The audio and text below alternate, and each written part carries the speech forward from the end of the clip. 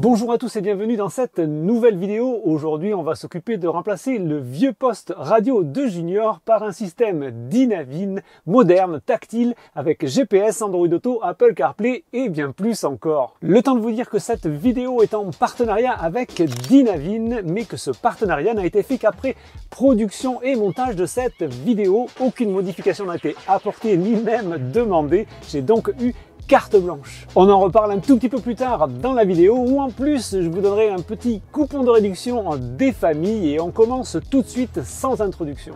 Nous avions choisi la version toute option du système qui comprenait toutes les licences incluant le GPS intégré, Apple CarPlay et Android Auto. Dans la boîte principale, vous allez trouver deux autres petites boîtes, dont une qui contient le système en lui-même, avec une petite boîte qui ressemble à un vieil autoradio, et l'écran principal, ainsi que 2-3 petits câbles. La deuxième boîte, elle, va contenir du câblage nécessaire à relier votre système, comme votre micro, l'antenne GPS, etc.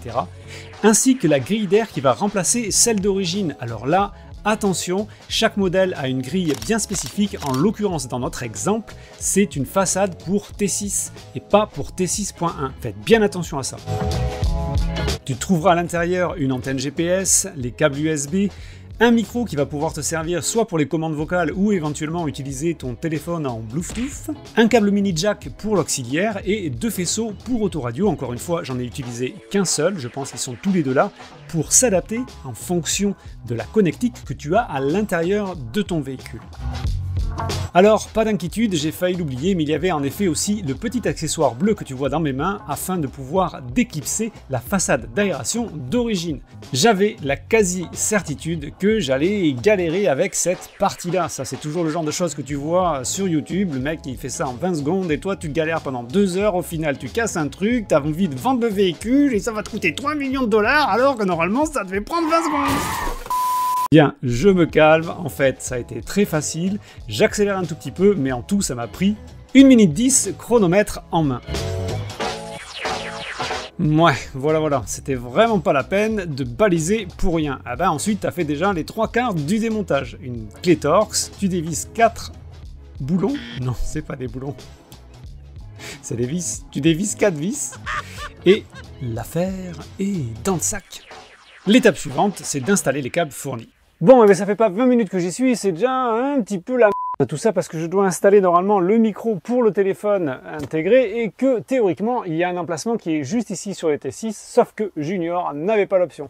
Donc si tu n'as pas la petite grille qui cache le micro d'origine, eh ben, tu ne pourras pas mettre le micro qui est livré avec le système. Alors je pense que je vais trouver une solution à le mettre un petit peu par ici. Du coup, je le mettrai plutôt de ce côté-ci. Quand je dis que je ne peux pas l'utiliser, ce n'est pas tout à fait vrai. Alors certes, il n'y a pas l'emplacement d'origine dans lequel j'aurais pu intégrer directement le micro, mais en le mettant sur le côté, il est un peu visible, mais fonctionnel. Le mec, il est agacé alors qu'il n'y a pas vraiment encore de quoi. Je pense que c'est quand même quelque chose à vérifier si tu veux que ça reste complètement intégré de A à Z. Si t'as pas l'emplacement là, ça commence mal. Tu la vois la tête du mec qui a déjà plus de patience. L'étape suivante va consister à faire passer les câbles derrière le tableau de bord. En l'occurrence, il y a un passe-câble semi-rigide qui est également fourni avec le kit. Concrètement, je vais pas te mentir, ça n'a pas pris 20 secondes, mais ça n'a pas pris 10 minutes non plus. Je pense que j'ai dû mettre environ 5 minutes à passer le câble. Par contre, regarde bien de quel côté je mets le passe-câble et de quel côté je le récupère. C'est important pour que tu galères un tout petit peu moins que moi. On va faire une petite pause dans ce tuto pour plusieurs raisons. D'abord, c'est certainement le moment où tu devrais mettre un petit pouce vers le haut parce que l'astuce qui suit, que je vais te donner tout de suite, va te faire économiser pas mal de temps, de sueur et probablement de patience. Il s'avère que j'ai suivi un tuto qui était un tuto du fabricant de ce système audio et qui ne correspondait pas tout à fait à mon modèle et pour lequel j'ai eu une confiance aveugle. Je ne veux pas spoiler la fin de cette vidéo, mais il s'avère que pour l'antenne du GPS, il nous avait donné comme instruction de la mettre juste au-dessus, de la glisser en fait à l'intérieur du logement où se situe le système audio. Il s'avère que ça marche pas du tout. Si tu laisses ton antenne ici, ton GPS il fonctionnera pas. Donc à ce moment-là de la vidéo, tu mets un pouce vers le haut et tu passes le câble du GPS également avec ce premier câble pour pouvoir le placer tout en haut, juste au niveau de l'emplacement où il devrait y avoir normalement le rétroviseur intérieur. Yeah! Merci. Comme je viens de le préciser à l'instant, ça ne sera pas forcément évident, mais il faudra faire passer à la fois le câble du micro pour le système Bluetooth, ainsi que le câble de l'antenne GPS. Comme indiqué donc, le micro va être placé juste derrière le siège, ça ne pose absolument aucun problème pour son fonctionnement. Je vais donc enlever le joint de la porte afin de faire passer le câble entre le ciel de toit et la carrosserie.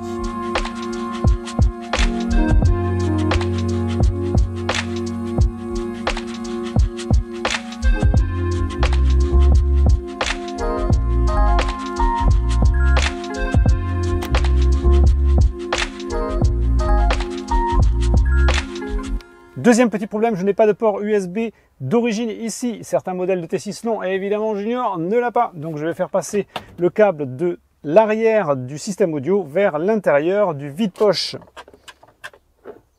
Normalement.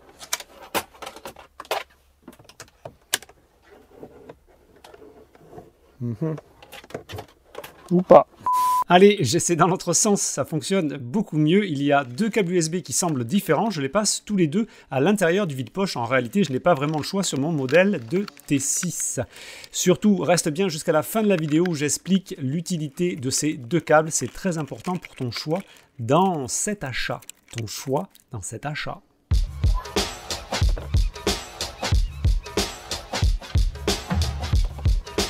L'étape suivante consiste à fixer l'appareil sur son support. Ça se passe quasiment de commentaires, au détail près qu'il y a tout un tas de vis fournis avec l'appareil et qu'il faut bien faire attention de mettre le bon vis sur le bon emplacement. En l'occurrence, il ne faut pas forcer quand tu visses.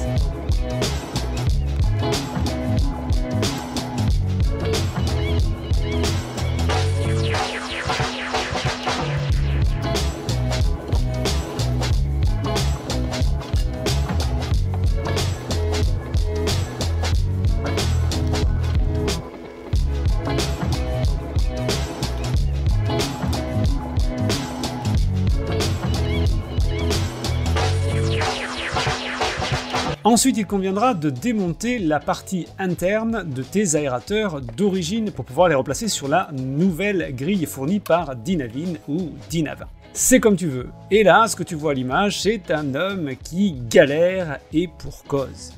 Hier, j'ai quand même pas mal galéré pour enlever les aérateurs d'origine de chez Volkswagen. Il y a une excellente raison à ça, c'est que je n'avais pas le bon manuel d'utilisation du fabricant. Du coup, j'ai contacté le vendeur sur Amazon qui m'a renvoyé un petit PDF qui m'a expliqué qu'en fait, il y a une partie des ailettes qu'on doit couper, ça ne rentre pas comme ça directement. C'est pour ça que j'ai galéré. Maintenant, je vais m'atteler à les couper et on va retourner au camion pour le mettre en place. Alors voici le document qui a été fourni par le fabricant. Et là, je sais bien que ça n'est pas possible, mais si seulement ça l'était, tu mettrais un deuxième pouce vers le haut pour le temps que je vais te faire gagner avec cette petite explication. Là, c'est le panneau d'origine Volkswagen et là, c'est la partie qui est scellée. Alors je pense que c'est fait à chaud, j'en suis pas vraiment sûr, par Volkswagen d'origine et donc qui ne se démonte pas. Et c'est à ce moment-là qu'il va falloir que tu prennes ta petite pince et que tu coupes tranquillou la partie plastifiée sur chaque ailette. Alors je sais, c'est un petit peu balisant parce que ça n'a pas l'air en bon état, mais t'es pas prêt pour la suite, il va falloir encore mettre quelques coups de pince coupante. Ce que je peux garantir, c'est que même si visuellement parlant ça n'a pas l'air très rassurant, si tu respectes scrupuleusement les parties à couper et que tu coupes pas trop, eh bien le résultat au final c'est que ça tient parfaitement, il n'y a rien qui bouge. Mais d'un autre côté, si tu te sens vraiment pas rassuré à faire ce genre de choses, eh bien il vaut mieux peut-être ne pas le faire et opter pour un autre système car ça n'est pas réversible.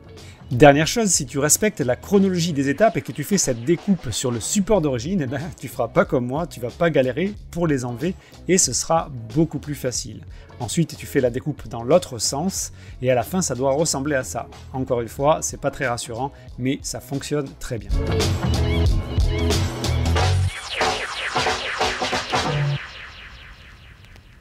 Une fois que c'est fait, il ne reste plus qu'à mettre ces aérateurs en place sur la nouvelle grille fournie avec le système audio. Juste un petit clic et c'est en place. Il faudra bien prendre garde à les mettre dans le bon sens, de façon à ce qu'ils remontent vers le haut. Ensuite, il ne reste plus que la connectique. Je vais accélérer un petit peu tout ça pour pas que ce soit trop relou. Et à mettre le tout définitivement en place dans ce logement. On clique et c'est terminé.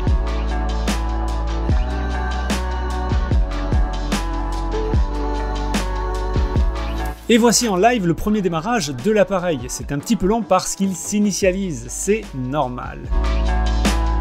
Toujours dans l'optique de faire gagner du temps, il s'avère que j'ai un petit peu galéré sur ce que je devais brancher ou non à l'appareil, donc voici le résultat final de ce que j'ai concrètement relié à l'appareil. Et c'est bien là le moment d'être très attentif, voire de faire pause sur la vidéo pour repérer ce qui se branche et où ça se branche. C'est essentiel pour le bon fonctionnement de l'appareil. Bon, ça y est, le système est en place. J'ai mis environ 2 heures entre hier et aujourd'hui à installer le système avec une légère prise de tête, mais disons que si j'avais eu le bon manuel d'installation dès le départ, je me serais pas pris la tête du tout. Quand tu sais qu'il va falloir couper les ailettes, bah tu les coupes. De moi-même, je l'aurais pas fait, mais une fois que tu le sais, bah ça va tout seul. Donc, pas de prise de tête particulière pour l'installation de ce système. Il y a juste quelques décisions à prendre quant à la position des câbles, mais honnêtement, il n'y a rien de compliqué. Ce qui est sûr, c'est qu'il est en place et que du coup, je n'ai plus besoin de ce système, c'est fini.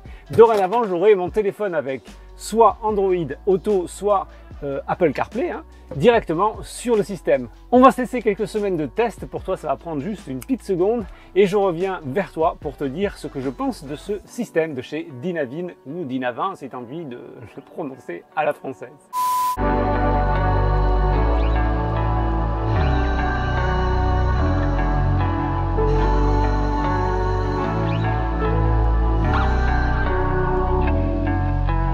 En plus des atouts que je m'apprête à lister dans le retour d'utilisation qui suit, voici une mini-liste complémentaire. Ce système qui entre-temps a évolué vers une version premium est compatible avec un certain nombre d'options disponibles dans votre véhicule, à savoir capteur et caméra de recul, diminution du volume du poste quand vous enclenchez la marche arrière, évidemment la gestion de vos boutons au volant si vous en avez, mais également la reconnaissance automatique des panneaux et la gestion de votre climatisation. Si vous disposez déjà de toutes ces options sur votre véhicule, le système pourra les gérer. Sachez que vous avez également disponible sur le site de Dynavin des caméras de recul compatibles si vous n'en avez pas et que vous souhaitez en installer une. Cette évolution premium est toujours au même prix que la version Pro que nous avions achetée à l'époque et comme c'est bientôt Noël et pour vous remercier de votre fidélité sur la chaîne Hit the Road Max, Dynavin vous offre un coupon de réduction de 15 €. Les modalités et les liens sont dans la description.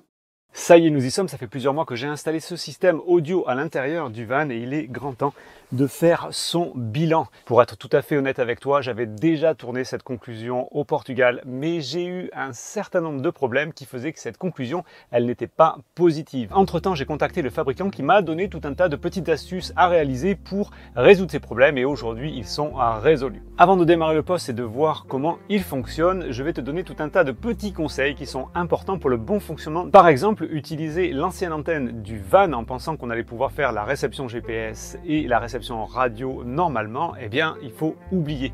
Tous les accessoires qui sont fournis avec le poste doivent être montés et en plus être montés dans les règles, sinon ça ne marche pas. Ou plutôt, ça marche mais mal. En ce qui concerne l'antenne GPS, le petit tuto de chez Dynavin indiquait qu'il fallait la placer sous le tableau de bord au niveau de l'autoradio lui-même. Autant te dire que ça ne fonctionne pas ou ça fonctionne relativement mal. Il vaut mieux que d'entrée de jeu, tu passes le câble sur le côté, tu le remontes jusqu'ici et tu colles ton antenne fournie avec le poste juste là. En ce qui concerne la radio, c'est pareil, il faut utiliser l'antenne qui a été fournie par le fabricant et la placer, moi je l'ai mise à peu près par ici. C'est une antenne qui est autocollante, elle a un petit câble que j'ai relié au plus après contact, ça évite qu'elle soit alimentée en permanence. Et de l'autre côté, il y a un petit autocollant, en fait il faut la mettre sur la carrosserie, ça va être le moins et ça fonctionne beaucoup mieux. Avant de démarrer l'autoradio, on pourra noter une chose, c'est qu'on a des petits caches ici, j'aurais bien aimé qu'ils intègrent les USB parce qu'il y a 2 câbles fournis avec le poste qui en fait se retrouvent pour moi à l'intérieur de la boîte à gants, c'est pas très pratique, il y aurait les USB ici, ça aurait été beaucoup mieux.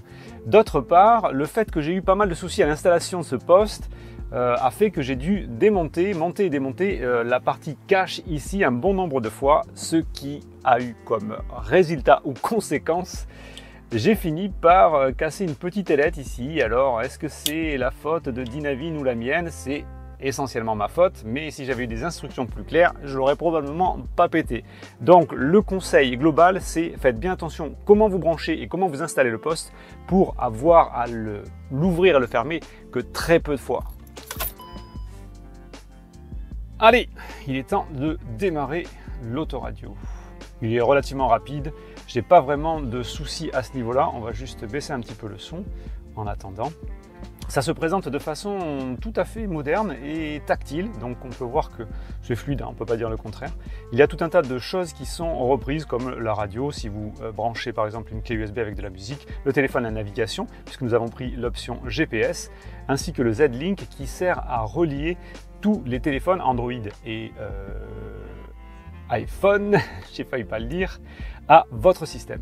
Ça ressemble grosso modo à un système comme sur une tablette où on va retrouver des informations notamment qui peuvent être intéressantes sur le véhicule, comme la tension de la batterie, la température de quoi? Ça doit être la température extérieure, je suppose. Non, ça doit être ça, c'est la température de l'eau et probablement la température d'autre chose.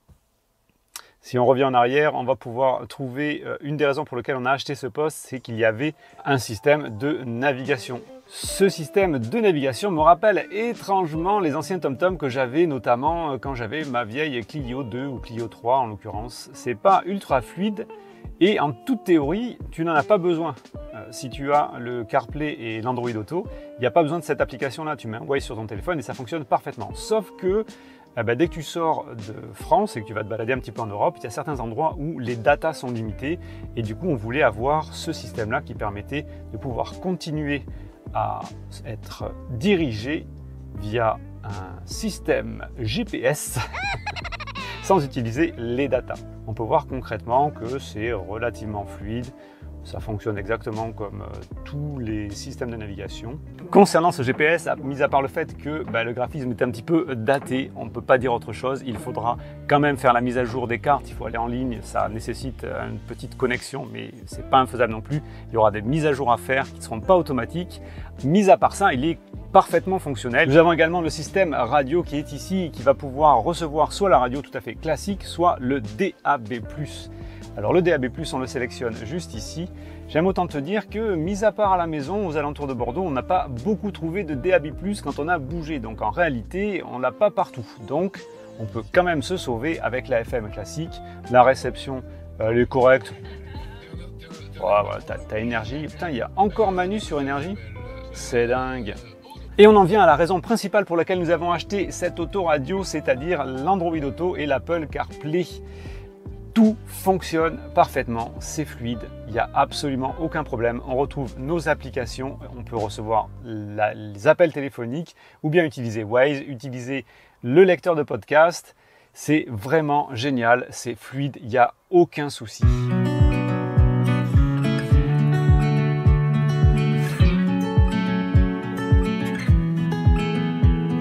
Tout n'est pas si facile, tout ne tient qu'à un fil. Il y a quand même quelque chose que je souhaitais te remonter comme information, qui est une information à mon sens importante et qui m'aurait peut-être fait changer d'avis au moment de l'achat de ce poste radio si j'en avais été conscient. C'est le mode de connexion de ton téléphone. En ce qui concerne Android Auto, il est connecté de façon, je vais dire, classique par câble USB, c'est-à-dire que tu branches ton téléphone et il vient directement se connecter au poste. Et là où le bât blesse, c'est quand il s'agit de connecter ton iPhone avec l'Apple CarPlay. Lui ne fonctionne pas par câble, mais par antenne Wi-Fi qui est située juste derrière le poste. Nous avons eu quelques problèmes concernant la connexion de notre iPhone avec le Dynavin. Pour remettre un petit peu de contexte, nous avons un iPhone 10 qui est certes pas de dernière génération, mais qui n'est pas non plus un iPhone complètement à la ramasse, et le poste radio. Le problème étant que dès que l'iPhone commençait à chauffer, les connexions étaient perdues et il devenait impossible de reconnecter le système. Les situations dans lesquelles nous avons eu des problèmes étaient très concrètement quand il faisait chaud et que le téléphone avait du mal à se refroidir.